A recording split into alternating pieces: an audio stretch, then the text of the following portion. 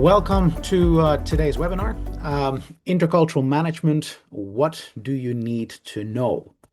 My name is Egbert Schram. I'm the Group CEO at the Culture Factor Group and the proud host of today's session. In the first, give or take 10 minutes, I'll walk you through some of the basics before we pivot to the most important part of today. And that is our panel discussion with Valeria Brondo, Ginny Son, and Belhope Hoinato, dialing in from three very different regions. And they're going to share with us some of their personal experiences with the topic, some of the experience they've seen from their clients. And our hope is that by the end of the webinar, we've intrigued you to get to that stage where you want to know more.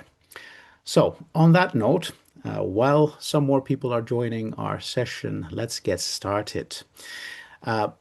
If you have any questions during any part of the presentation, as we are expecting roughly 200-ish people to potentially join, it is unfortunately not possible to open up the microphone. But if you have questions, please use the chat actively, and our team will try to either answer the questions on the go, or then towards the end of the panel discussion, we'll dive into the chat history to see, are there any questions that we can plenary reflect on with our panel. That being said, let's start. What is intercultural management all about? In our history, and as an organization, we go back quite some years. We trace our roots back to 1985, Finnish-Dutch organization. In those 40 years, the way we've dealt with culture is to help organizations, individuals, teams understand that culture has multiple layers, and that is one of those things that we'll explore today. In those 40 years, we've helped more than 5,000 organizations to understand the impact of this question. What is culture? How does it impact us collectively? How does it impact me as an individual? How does it impact our organization? So that is why we are here today together. Let's start by reflecting a little bit on words and observations regarding words. So what you see in the screen in front of you is two perspectives on the same country. And from one perspective, you could describe that country as being, let's say, relatively restrained, relatively methodical, structured. From another country's perspective, that country that we're talking about can actually be described in a very different way. It is spontaneous, it's uninhibited, it's impulsive. Now, when you hear these words and you think which country could be described, which country do you think we are talking about? Just put the thoughts you have in the Zoom chat. Which country are we describing? It's one country from two different perspectives. Let's have a check.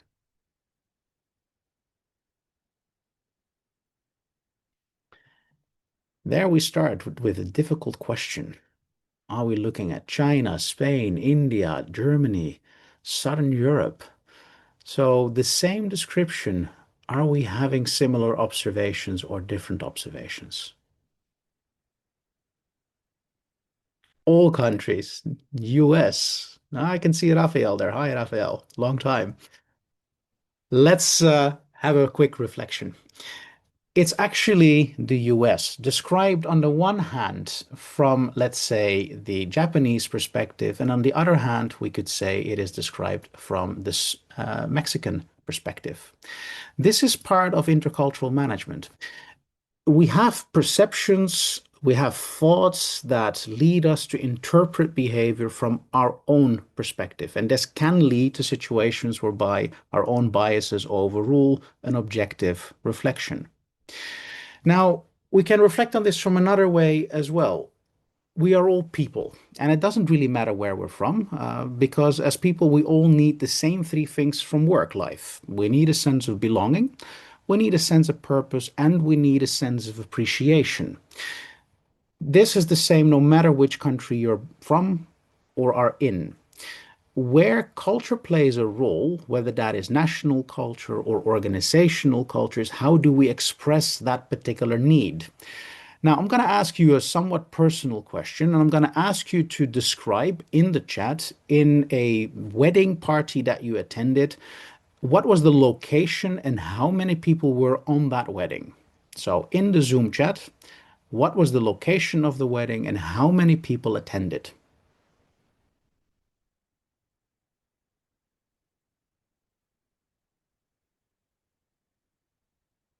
Let's see what comes out. So, if you've been to a wedding, and I trust that many of us have been, so there we see already quite a few answers ranging between 50 to 150 people. Um, and we're slowly getting up to 250, and there we have it, the whole village.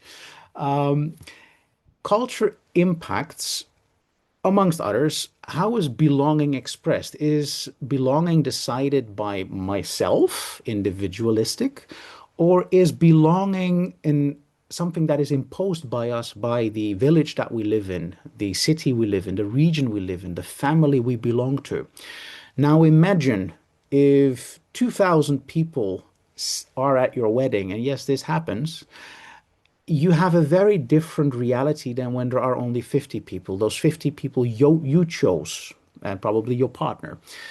When the whole village attends, it's no longer your choice, it becomes a social obligation. This is just one example where the need is the same. We all need to belong, but how it is expressed, for example, in numbers of people attending a wedding, differs from one culture to the next. Let's talk about an organizational example. Let's say you've done a really good job and your organization is going to publicly celebrate you, appreciate you across every single channel. You will be in their social media, you will be in their lobby on the wall as a picture. How would that make you feel? Would that make you feel appreciated? Let's see what your answers are on that question. So you are recognized everywhere on the wall, on social media. Nick, you would feel horrified. What else do we have? Anybody else? Would anybody say, yes, I like this? A lot of us, somewhat embarrassed, not very comfortable. Oh, yes, would also feel somewhat appreciated. Now imagine the following. We are pretending that we are a modest company and we don't celebrate you at all. All we do is say thank you because we assume that is how you like to be appreciated. Yet many places around the world need that public recognition. It's not necessarily about the money, it is the public recognition. So here you have two examples, one social, one organizational, whereby the need is the same, belonging or appreciation. It's just that the way we express it can have sometimes unexpected consequences. Now you do see in this pyramid a other layer, and that is the layer of personality. Now, one reason why we don't necessarily touch that much on personality from a cultural perspective is that if you talk about management, strategic management in particular, you tend to be better off focusing on groups of people because it is the most time efficient. So we're not saying in our approach that individuals don't matter, they definitely do. However, from a management point of view, the easiest way to get most people along in a way that is time efficient, emotionally efficient, resource efficient is by looking at what do groups of people have in common. That way, you can basically make sure that you can get the most out of not one size fits all, but an approach that unites people in the best possible way. That is what intercultural management in essence is about when you look at it from a strategic perspective. Now, if you look at a definition of national culture, the way we define it is that it's the programming of the human mind which distinguishes one group from another group. So it's about comparing groups and it is about learned behavior. People learn to behave, they get codified in a way where they recognize should I speak up or should I not speak up? Should I take initiative? Should I not take initiative? Should I listen to my elders or doesn't matter? Even young people can have a lot of knowledge. Society codes us in a particular way, and then organizations basically add on top of that. Now, the way we make this very tangible and practically applicable, and that is something we might explore in our panel discussion as well, is that we have a language to describe these expectations and likelihoods of behavior from happening. Six dimensions, six different angles to look at to a behavior that you see or do not see. And what we'll do here shortly is just pick up one because that touches upon very much leadership. And there is a question there that can you be a good manager without having precise answers to your team's questions? What do you think in our audience? Can you be a good manager without having precise answers to questions your team might ask you? In the chat, we can already see quite a lot of yes, yes, definitely. Modern management uh, depends. So some no's. And obviously, the answer there is it does depend on partially organization, but also partially the nationality.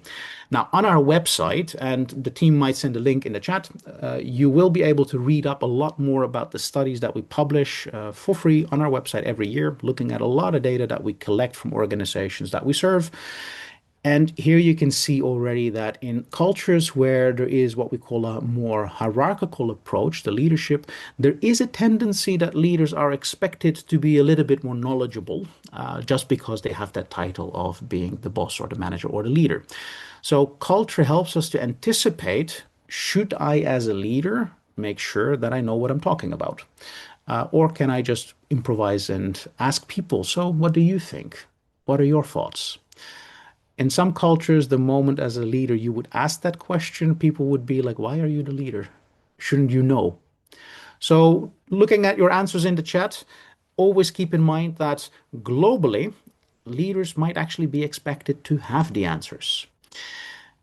Here you have a little bit of a deep dive from a generational split. And a funny observation is that across the world, even in what we would call less hierarchical cultures, such as the Netherlands and Finland, younger people do tend to have a bit more expectations towards being proactively guided by their managers and their leaders.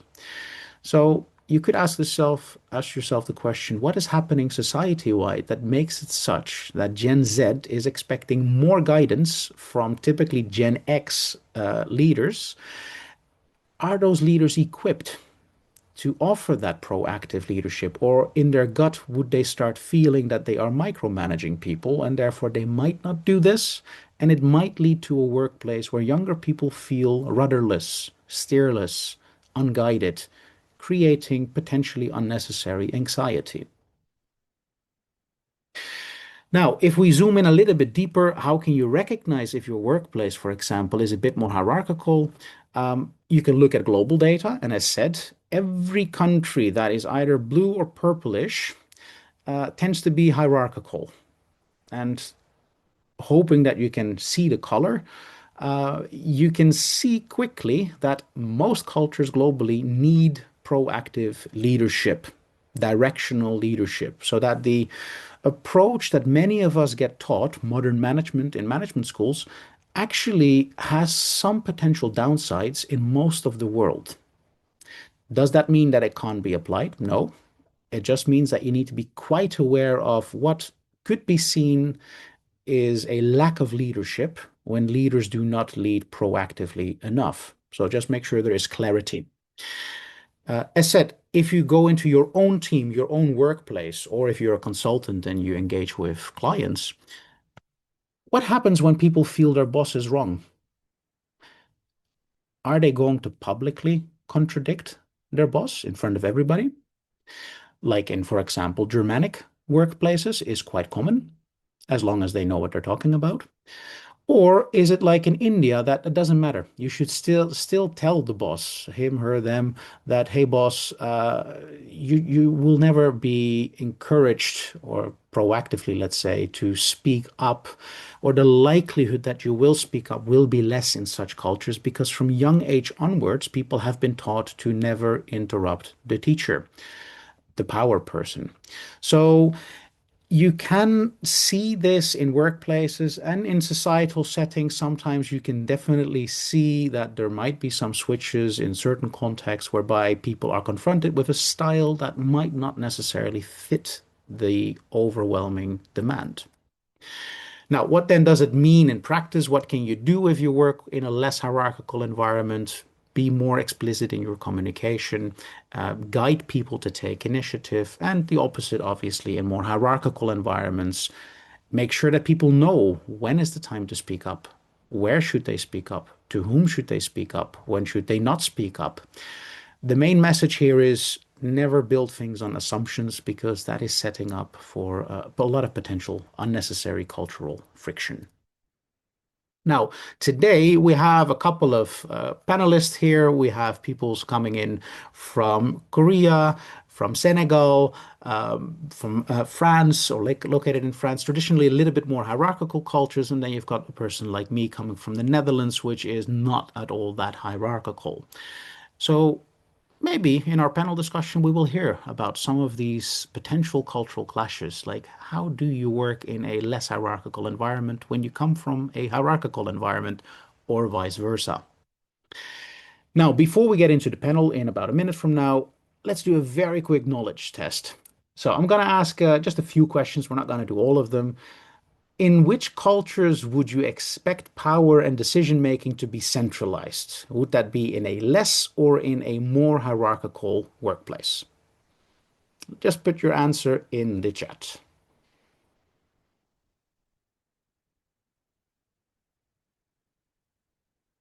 Now, that seemed easy. I think most of you are getting the point. Indeed, in a more hierarchical work environment, it is more common that all of the decision making is centralized.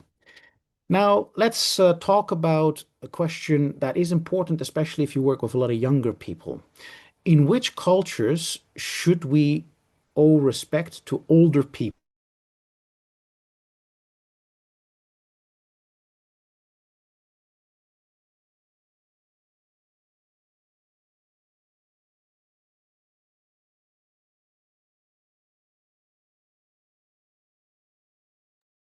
Sorry, everyone. It looks like we have lost Egbert for a couple of seconds. We'll try to get him back.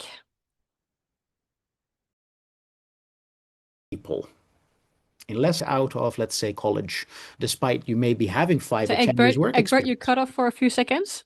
So you're Okay. gonna have to backtrack a little. Let's go back a little bit to that question. Indeed, Yes. older generational people, and the challenge that indeed in more hierarchical environments, older people are respected more than younger people, and this can really cause a lot of issues for younger people that manage across cultures. Even if they have 5 to 10 years of work experience, just the fact that their hair is not yet gray yet might impact their efficiency, and it has nothing to do with them. It's a cultural challenge. Now, let's take one last before we get into the panel discussion. If you are a supplier, is the customer king? Would that be more true in hierarchical or in less hierarchical societies? So, as a supplier, should the customer be king, or are you equal? You're a good audience. I think you're all getting the draft of it. In most of the world, if the customer is an hierarchical background customer, the expectation is that you, as a provider, will do whatever they ask, whenever they ask, irrespective of it being evening or weekend. So, what does that mean for the markets we choose to operate in? Are we ready for this? Do we want to do that? Good. Enough with the quizzes. Here are some of the quick answers for every single one of these questions so you can test that for yourself. Were you more or less aligned with what you expected it to be the case? That being said, we're going to now dive in the more interesting part, perhaps, in terms of talking to some very experienced people that I respect a lot, who I've been working alongside with for quite some time now.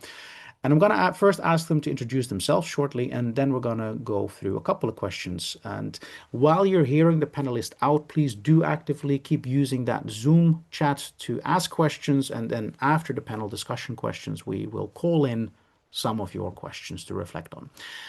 Valeria, please walk us through a little bit of your background before we go to our next panelist. Thank you. Thank you, Egbert, for organizing this and all the team. Very excited to be here. Good audience that I'm seeing the chat. So basically, Valeria, I am an intercultural management and also organizational culture consultant and executive coach. I have a lot of international experience with over 20 years abroad in working in the public and private sector. I work with leaders and teams across Europe, Africa, and the Americas. I am helping organizations navigating those cultural differences and turn them, of course, into a performance. I'm based in Paris, but I have lived and worked in Uruguay, Argentina, Bolivia, Angola, Italy. So intercultural challenges are not just a theory for me, because I lived this kind of experience at a professional and personal level. And just for the record, I have worked with large companies like BNP Paribas or Safran, IKEA, Glencore, among others. Wonderful. Thank you, Valeria. Let's go to Jenny. Jenny, let's hear a little bit more about your background. Yes, thank you, Egbert. Hi, everyone. Very nice to meet you. My name is Jinny Son. I'm Korean, born and grown up in Korea. And I have about 27 years of HR experience in multinational companies. And I'm also associate practitioner with the Culture Factor Group. I have had that opportunities to live, study, and work in different countries along my life journey and career journey. And of course, along that journey, I have encountered with a lot of cultural challenges and also a lot of aha moments. Then I got a bit more motivated to, support people and organization who are going through similar experience like me. So that's why I got trained and certified, and I became associate practitioner with the Culture Factor Group, and I'm here today. So very excited to share and also learn from wisdom. People can write in the chat. So very nice to be here. Thank you. Wonderful. Thank you, Jenny. Bellhope, over to you. Yeah, hi everyone. My name is Bello Pinato. I am a sociologist and anthropologist by education. I'm also an entrepreneur, and I'm the president and CEO of the Wakili Subaka Group. If you don't know yet, Wakili Subaka is a company that consults across Africa on culture-related governance, organizational development work. Briefly about what connected me with the Cultural Factor Group, I think is the approach, and Egbert, I give you this feedback a couple of times already. I think it's the unique blending of qualitative and quantitative measurement in doing cultural work. And my experience in the past few years since I started engaging with the Cultural Factor Group is that this approach seems to generate a lot more, let me say, compelling evidences and insight when I work with my clients. So that's something I like very much. So looking forward to the conversation with all of you. Thanks. Wonderful. So we have prepared our panelists with 3 questions. Now, this in itself is a cultural thing. In some cultures, you can just blindside people with questions and not give them an opportunity to prepare. So, as a disclaimer, these questions were rehearsed. But because we also like a little bit of innovativeness, as said, please do use the chat for questions that pop up impromptu, and then we'll see if we can also answer those questions. So let's start with the rehearsed questions to give you a little bit of background. I'm going to ask the question from each panelist, and we're going to start with, based on each one of yours experience, and we'll start with Valeria through Jenny to Bellhope. What are the common challenges that you encounter or have encountered in the space of intercultural management? And connected to that, how can they be addressed? So let's start with Valeria. Okay, so the biggest challenge for me is not like the budget, or it's not like the lack of time. It is more or less the bias. It is the lack of awareness. So I mean, many companies still see intercultural management as something that is soft, but actually it's not, because it's hard business, because this impacts everything like quality, safety, delivery, the engagement. So if you allow me, let me share a quick but real example. This is for the aerospace industry. So I work with an international company. They produce spare parts. So they had that serious quality problem issue between different sites, between France, the United Kingdom, and China. Basically, in France, quality means checking 100% of the parts. Okay, but in the UK and in China, they use sampling. That's mean that checking only a representative percentage. No need to check this 100%. So it is the same product, but and also the same processes normally, same standards, but they have this very different definition of performance and control. So basically, in the UK and in China, the teams are strongly focused on delivery, speed, efficiency, on keeping production moving. Quality is linked to responding quickly to the clients, right? To operational flow, to cost control, etc. So checking everything like feels like too slow, also too expensive. So sampling is something like, well, this is pragmatic. In France, performance is understood differently because France has like a more analytical, also consensus oriented approach. So quality in France is minimizing risk as much as possible. So delivering the best possible product, even at a higher cost sometime, but at least you're sure that is the best. So this client had this problem like for years. They call us, the culture factor, and basically we put everyone together. We made their assumptions visible in a workshop, and the solution appeared. It's like it is not magical, it's just, well, we are seeing here that you have quality and performance differently, but you can align yourself. Okay, that the real challenge is we don't see our own filters, you know. Sometimes we underestimate those impacts. So the solution was very concrete, like first measure. We have like a lot of data. I can show you in a minute the differences between UK, China, and France, and we can see the connection with quality. It's like relatively easy. Even you can go to our website and you can do it. I mean, and then we make those differences visible. Yes. We also measure the team because we all have our differences, the preferences, and basically they design processes that respect those differences, because biases are not like moral problems. They can be this operational risk, if I can say it. So basically, I think the very nice reflection here is that, as you mentioned, it is not rocket science, but it does Yeah. require a willingness to understand that when we use the word quality, innovation, the interpretation and therefore the processes around it can be Hmm. interpreted very differently. Absolutely. Yeah. Wonderful. Ginny, Thank how you. has this been in your experience? Yes. So for me, a little bit similar to Valeria, but my example is from my working experiences in HR, and actually two, but one of them is we assume what works for our culture or the culture we are familiar with, we assume that is working for everywhere. So, for example, in as an HR professional, we are launching a spot reward and recognition program, and normally, recognizing people their good work on the spot during the performance year, that we believe is a nice thing to do. And then one of my experience, I was working in, for example, Norway, and then we were introducing the program to the Norwegian leadership team.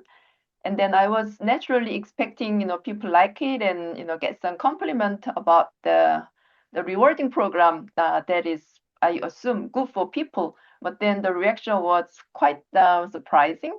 and the leadership team sitting on the table, they got so concerned, and then they were a bit hesitant to ask the question, but then at the end they said, what about the people who are not recognized?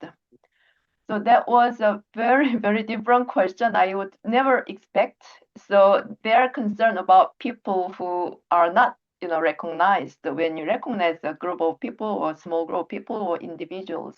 So that was the first time to see. And then what we discovered is the equality value was very high in that region.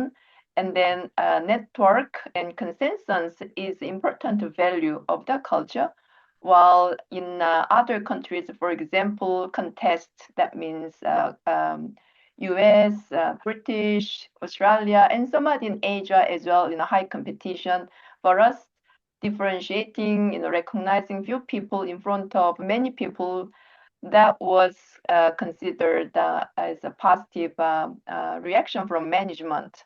So that was a good learning. We believe something is working in our culture, and we assume that's working for everyone. But at the end, with a different culture and value system, that could actually do something that you don't expect to do. So Thank you, something Jenny. to be really aware of. So assumptions are easily made and sometimes hard to repair. Mhm. Belhob, from your experience, how have you encountered these challenges? Well, there is a lot that has already been, it's not easy to come last on such topic. But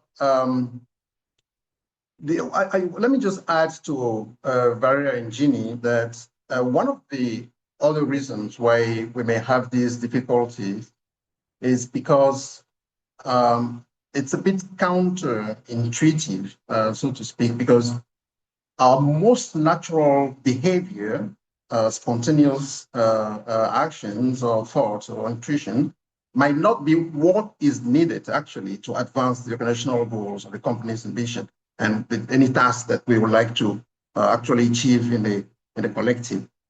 There was an unforgettable moment when there was a time when I was part of a diverse team of colleagues, and we were supposed to support.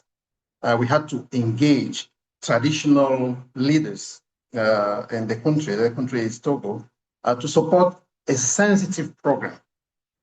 So a sensitive program or project, in this case, in the context of a patriarchal society, we intended to promote gender, feminist leadership in a very traditional and conservative patriarchal cultural setting. So you can imagine. So not only did we already know about the resistance that we would be facing when we go out there in the communities, but even within our own group, team of managers, we came from very different backgrounds and national culture, German, Togolese, with very different perspectives on power and collectivism in particular.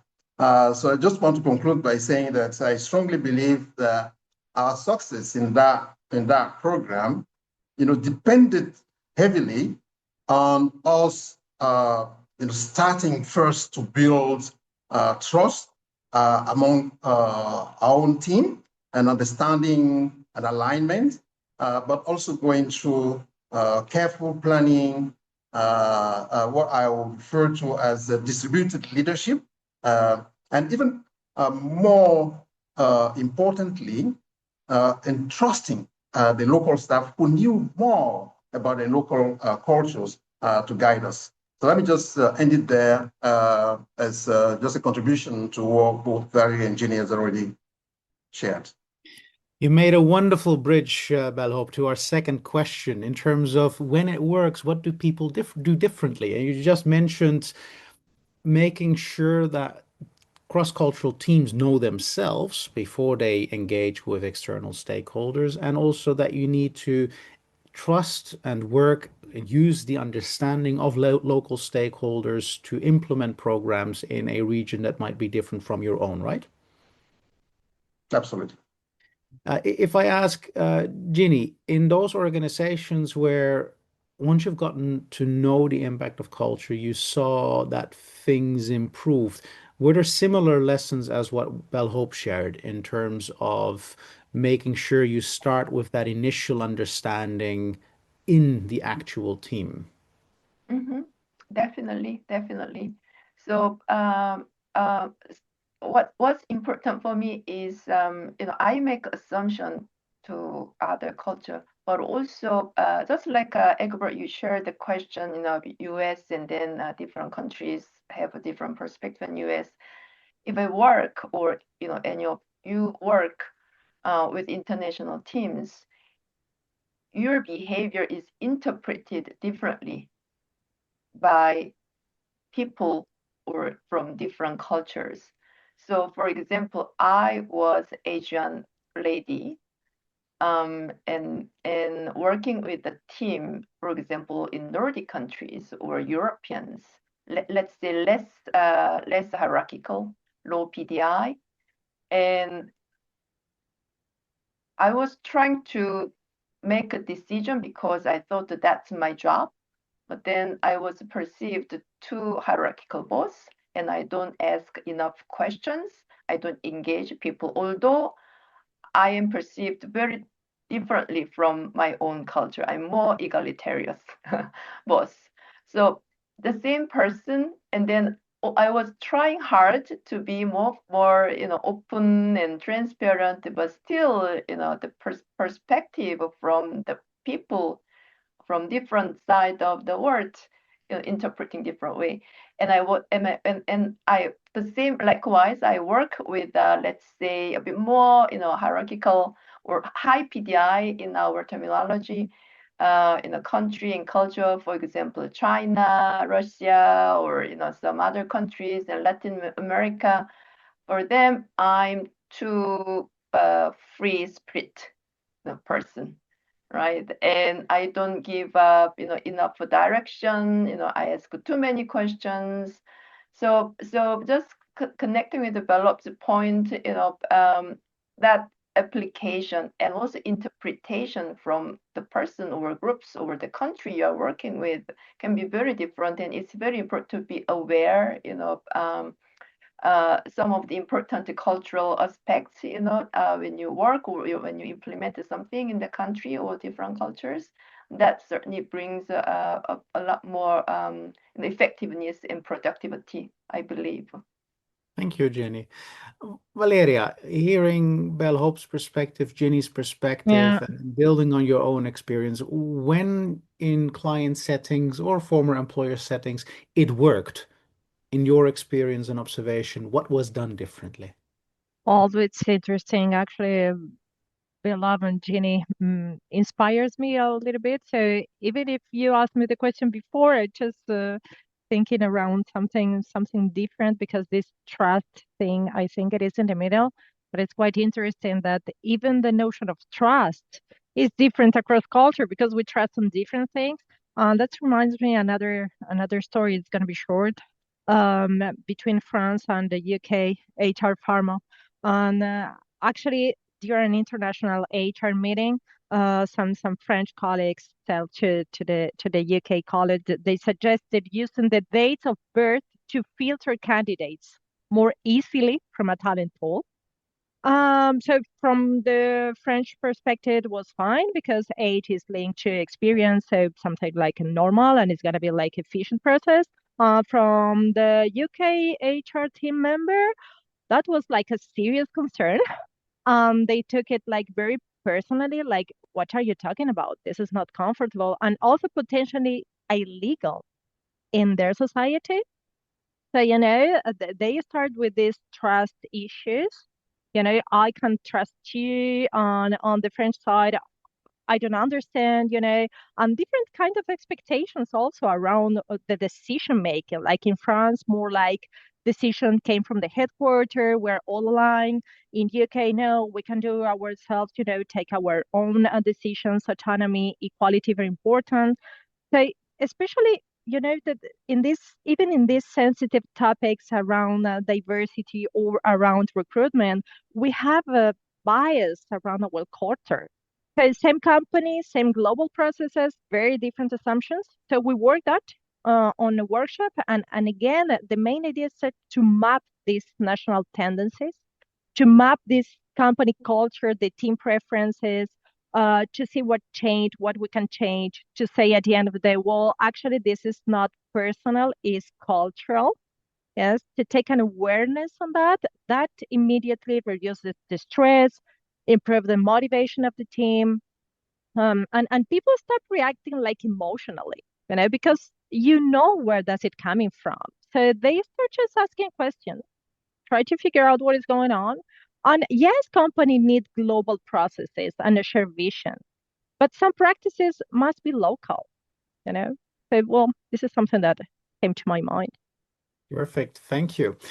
Now, the last question is going to be a little bit more personal, and it's not where you're from, because there is a question in the chat, where are you from? You can answer that in the chat, but more practical. So now you work in the context of the Culture Factor Group, and the Culture Factor Group is a very multinational organization. We're present in more than 60 countries. When you work with colleagues in this expert environment, what is the one thing you have started doing personally different to also keep that awareness on your own front of mind position? This time I'm going to start with Ginny in the middle, and then we'll basically go to the next person. Ginny, what have you changed? Okay. Well, so first of all, when studying the intercultural management with the cultural factor group, it was very interesting to see how the countries in Asia region are all different. We have a tendency to assume the countries in continents probably similar values and culture, but it was not certainly for Asia. And also we see, in Europe and, by country, it are very different cultural dimensions. So, what I try to do is I try to find what is common between my culture and the culture from the person I work or I interact.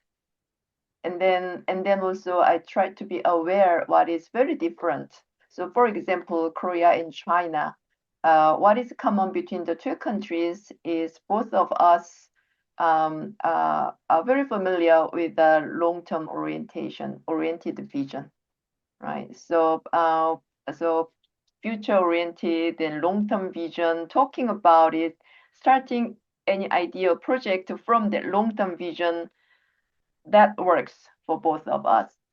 So when there is a program or initiative or ideas in a meeting, although I have a very different opinion, I first try to start with, well, I agree with at the end, this is what we are going to achieve. And from long-term perspective, this is good. And start with that to manage or, to keep the emotion positive in that meeting. And then I also be aware that high PDI, high power distance index for China compared to Korea. So everything is about comparison. We cannot say Korea is high compared to what, or Korea is low compared to what, right? So compared to Korea, China has a higher PDI. Korea has a relatively lower PDI. So my question or challenging, perspective, I need to be aware that could be perceived as challenging to the authority or challenging, to the ego. So that's why I start with something positive that I can agree easily, or I can find common, values. And then I try to shape really, really carefully, the different thoughts and opinions, to share. But then if I work with German colleagues, then it's the other story. If I go around, I frustrated them. So I need to go to the point, straight, direct. And also if they do, try not to take it personally. Well, I So hear a I lot try of to lot of reflection going on in terms of being conscious about the unconscious. interaction. Exactly. Yes. Thank you. Bellhope, how is this for you? How have you incorporated all that experience and the lessons from certification in your day-to-day practices? Well, day-to-day practice, like I said earlier, it has significantly changed my approach. As you're probably aware, because of where I'm coming from in education and having read sociology and anthropology, so I did have a good practice in culture, but I think coming across the work that the Cultural Factor Group is doing and the measurement opportunity that it provides is something that has really enlightened me as a person. And it has taken me to from a position of someone who would naturally be interested in cultural work for both, of course, work and the professional obligations, but also interpersonal relationship, to someone who is now really deeply involved and seeking more answers to some of the questions. So to give you a specific example, for the past week or so, a colleague and mine, both of us have started working on a project to unpack an assumption that we have made, and I'm going to put it there to see, how it resonates with some of the people that we have on the call. So the assumption, the point we're trying to make is that unpacking the relationship between power and intercultural management and how more open or less open one could be with intercultural management. So the point is saying that the more power you hold, it does seem that the less effort you make to embracing diversity, because maybe you believe that you can afford to be just yourself, and on the other side, the less power you hold, it's like the more efforts you're compelled to make to accommodate others, if not for anything, at least for your own survival, because at least your job security would depend on that. So that is the assumption that we're working on. I give it a specific example of initiatives that we are taking and the extent to which my engagement with the Cultural Factor Group is now taking me to another level of insight, but also commitment to do more. So that's just a quick comment. Sure. Thank you, Bellhope. So conscious discussion around assumptions is what I'm taking away. Valeria, you've moved a lot, like all of us. You also Yeah. have clients all across. What does it do to your day-to-day practices? Well, I think that very aligned with Chini and Beloved, culture is relative. So everything is coming from us. Basically, we see things as we are. We have our own backgrounds, our bias, but also we have our own preferences. I mean, even if we can say that the average from Uruguayan people are hierarchical, doesn't mean that this is my own preference, And you know me, Egbert, and normally I ask people from our network the cultural compass course to better understand them. So this is something that I learned.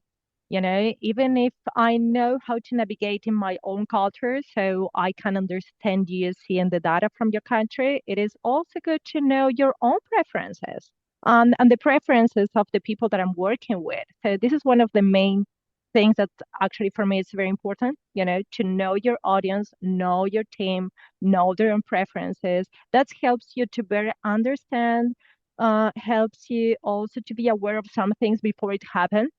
So you can anticipate. Maybe this is my high uncertainty avoidance. I don't know, but still helps. Um, and of course, some things like plan the agendas in advance. you never know what is going on each country, if they need some validation from the bosses or not. So better to send everything in advance.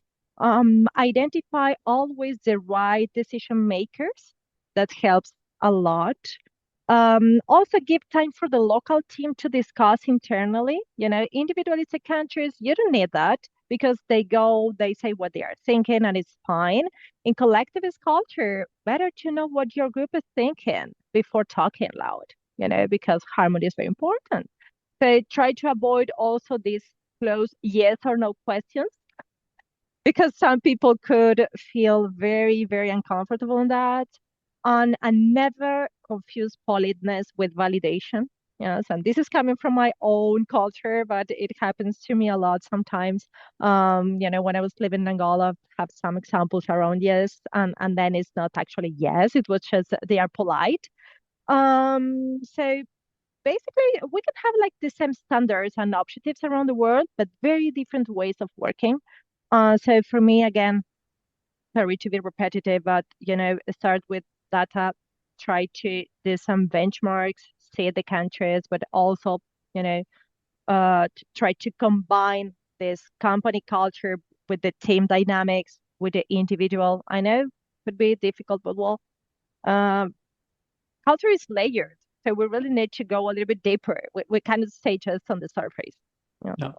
Thank you. I think looking at some of the questions that have also come into the chat here, I think a lot of questions that people over time learn to reflect on is that even if the goal is well understood, if we don't create the time to understand the pathway to the goal, or we try to enforce that particular pathway because we assume there are similar understandings, then we're basically setting people up for failure. So I think that is one important takeaway from all three of you, which is that every single one of us can make that little step, which is the words we use, the words we hear, are we creating the time to really understand what is behind those words? And I guess that is not necessarily easy in today's hyperactive world with so much impulse from everywhere all the time. Speaking about time, we are nearing the end of our 1 hour. Time does fly fast. So let's see if there's any additional questions in the comments before I will give a quick summary of main takeaway points for today, and then a special announcement for all of you that took the time and effort. So let's take one or two questions from the chat. And let's see. There's a question about generations. So if I would ask each one of you to reflect on this from the country you are currently in, do you feel that Gen Z, so let's say people that are born, if I'm not mistaken, after 1997, um, if I have my definitions right, are they fundamentally different from, let's say, your own generation, be it millennial, Gen X? Do you feel that Gen Z is really that very different from the rest of your society in the country you currently live in? So let's keep the answers relatively short. In the chat, we already have some quick observations there, but let's go through our audience. Belhob, in Senegal, is Gen Z really that different? I would say significantly different. If I would only just start with my own kids that fall in that same category. Very, very different. Just yesterday, I was chatting with my wife, and we're discussing the behavior that we have at home. So my kids, they come to me and ask me a question about the word, and I only recently realized that the only reason why they talk to me is because I ask them. If I have a piece of work or I'm working on something, I just go and talk to them and say, listen, I'm doing this, so can you help me? And I find it very interesting. And so they themselves, they come back to me. So they return, something that I am giving to them. It's not like that in my own education, where I come from. You defer to adults and elders because they talk to you when they want, and you have to reply. It's not your choice. You're not making. So this transactional, relationship with the kids, and I believe it's something that's also, depends so much on the type of relationships that they have among themselves and expectations that they have. So, in my opinion, it's very, very different for many different reasons. Valeria, how is this for you in France? Well, yes and no. So, yes, if you zoom in, you can see differences between generations inside France, but what I'm looking for on intercultural management is to see if the gaps between the countries remain. So actually, if we zoom out, they are still French, like in the average that we are seeing. But of course, if we zoom in, we can see those differences that Bella was talking about. So yes and no. Sorry, but it depends. It's our typical cultural answer. It depends, I guess. Jenny, how is your perspective on this in South Korea? Well, I'm more leaning to yes, they look different. I mean, they seem different. I think in particular in the organization, they seem to enjoy a lot more taking care of end to end instead of just part and then they do what they are told to do. They try to, do the research and initiative and execution. They enjoy doing a lot end to end. But then I do agree with Egbert that they need the interaction from their manager, but not in a hierarchical way necessarily, but checking in and supporting. So they look for constant and regular touching points, but then they still want to have their own areas within their responsibility, taking care of things from end to end, which I found quite different from older generations like me. Wonderful. Thank you so much, Jenny, Belhob, Valeria, to all of our audience. We're almost at the end of our 1 hour. And just to give you a very quick summary, if you look at how can we look at culture, culture is part of all of us. It happens to us because that is what happens when groups of people come together, be it from a different nationality, a company, a function, an educational background, an industry, like we saw also in the chat. It shows up when people are put under pressure. It's instantaneous reaction, and there is no such kill switch between work life and private life, unfortunately. And this is something that we really need to become more aware of, which is assumptions create a lot of the unnecessary friction because difference on its own shouldn't be that difficult. It is the assumption of similarity that often trips people up the most. So in order to learn more about those assumptions, in order to create the space to explore the assumptions, to make the differences visible, and having the space for discussion, and I do realize this is perhaps a slightly Dutch bias, we like to talk a lot. By exploring those differences, can you understand, hey, which path might bring us to the specific goal we need to reach moving forward? So assumptions are natural, differences are natural. Create the space to explore them, create the awareness, and then make conscious choices on which approach to use in which particular context, knowing the preferences that peoples and teams and organizations and industries, etc., have. And this is where we, as the Culture Factor Group, can help you as an audience.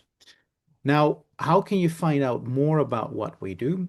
We have a special discount for everybody that joined today's webinar for our next Beyond Cultural Awareness session. The Beyond Cultural Awareness session is a 3-hour, very hands-on introduction session. You could almost call it a teaser in how do we bring two elements of culture, national and organizational, together with your own personal cultural value preferences. So if you want to know more about that, we will share today's slide deck and recording with all of you, including the link to register to that particular course. If you're already that intrigued that you really want to know more, about the topic of culture, and in particular want to know more about how you yourself interact in that international space, and you're driven by either understanding or creating the understanding, then do join our next upcoming certification course, about which our panelist also spoke earlier today. On that note, it is now 3 o'clock in Helsinki, Finland, 2 o'clock in Central Europe, and that means that we are at the end of today's webinar. My thanks to all of you that have taken the time to join. Any questions that you are stricken with after this webinar that you really need to have an answer on, please do connect with us in terms of the information, info@theculturefactor.com, and we'll happily answer your questions to the best of our ability. Thank you all for joining once more. Thank you, Jenny, Belhope, Valeria, and wishing you all a fantastic continuation of your day. Cheers and bye-bye.